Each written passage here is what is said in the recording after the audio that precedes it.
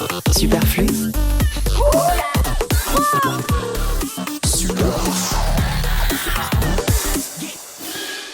En ce moment, les amis, les réseaux sociaux semblent de plus en plus vouloir revenir en arrière. Et ces dernières semaines, il y a pas mal d'annonces qui allaient dans ce sens. Alors parfois pour le meilleur, mais souvent pour le pire. Et je vais commencer par le meilleur, selon moi, avec un nouveau réseau social lancé il y a 6 mois, mais qui a eu une soudaine hausse de popularité cette semaine, au point d'être propulsée dans le top 5 de l'App Store aux États-Unis. Elle s'appelle Kara et sa version bêta à elle seule semble déjà tout avoir pour remplacer Instagram. En tout cas auprès des artistes. Parce que si au premier coup d'œil, l'app semble être une copie conforme du réseau de Meta, certaines différences assez fondamentales dans son fonctionnement attirent particulièrement les artistes qui commencent à la voir comme une alternative plus respectueuse de leur travail. Déjà, les créateurs y ont une liberté assez inédite dans la manière de partager leurs œuvres en fonction de leur format, avec la possibilité de mettre en avant un portfolio, c'est-à-dire une sélection de publications qui apparaissent sous forme de grilles et d'images, comme sur Instagram en fait.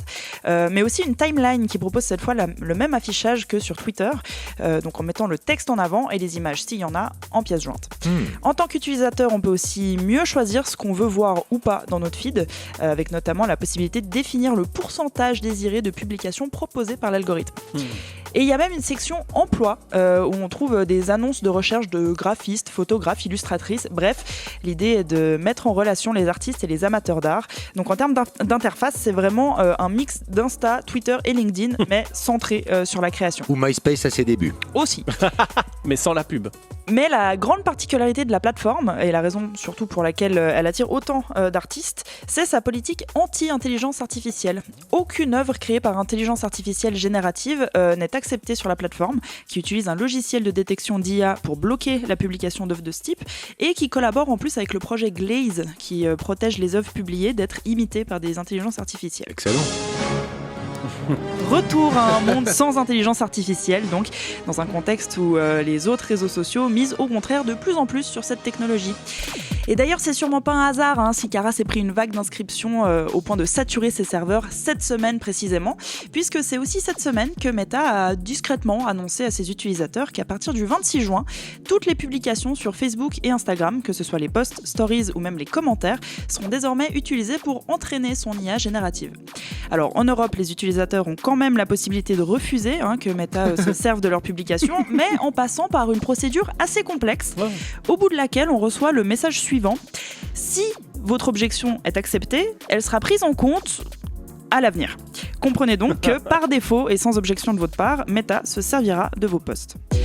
Mais bon, hormis cette annonce éthiquement douteuse, Meta aussi tente un retour vers le futur avec Facebook, puisque 20 ans après son lancement, la plateforme s'attaque à une nouvelle cible, les jeunes. Wow. Voilà, Facebook c'est vraiment le vieux beau, qui drague les jeunettes de 20 ans depuis 20 ans. Ouais, qu'est-ce que tu veux, il a pas su évoluer avec son temps, le bug, c'est Johnny Hallyday version réseaux sociaux, voilà. Bon, on va pas se mentir, c'est mal barre pour Facebook, les posts permanents ça les intéresse plus, les jeunes, la nouvelle génération elle est dans l'instant, tu vois, il faut que ça aille vite, que ce soit instantané et de préférence éphémère. On le voit en ce moment avec Ten, une application française téléchargée plus de 4 millions de fois en 2 mois, qui transforme ton téléphone en talkie-walkie. À vous. Ouais, presque un siècle d'avancées technologiques pour passer du talkie-walkie à l'application talkie-walkie. Bon, cette appli, en gros, t'acceptes qu'elle ait accès à peu près tout dans ton téléphone et ensuite tu peux parler en direct à ton pote qui t'entendra en haut-parleur même si l'app est fermée et le téléphone verrouillé. Autant vous dire que c'est pas une bonne année pour les profs, c'est l'enfer en salle de cours. Mais tu vois, même les coups de fil, c'est plus assez instantané pour la Gen Z. Alors bon, un réseau qui leur ressort des photos de soirée d'il y a 15 ans avec Tata Monique qui répond avec un sticker dégueulasse, tu sais pas où elle les trouve, tu sais même pas ce qu'ils veulent dire. Je vois pas comment ça pourrait les tenter. Alors vous me direz, si le mulet a pu faire son grand retour, pourquoi pas Facebook ? Certes, oui, de toute évidence, les jeunes aiment le rétro et reviennent à certaines modes des décennies précédentes. Oui, il y a certaines choses qui étaient mieux avant et vers lesquelles ce serait pas plus mal de revenir, genre l'absence d'intelligence artificielle.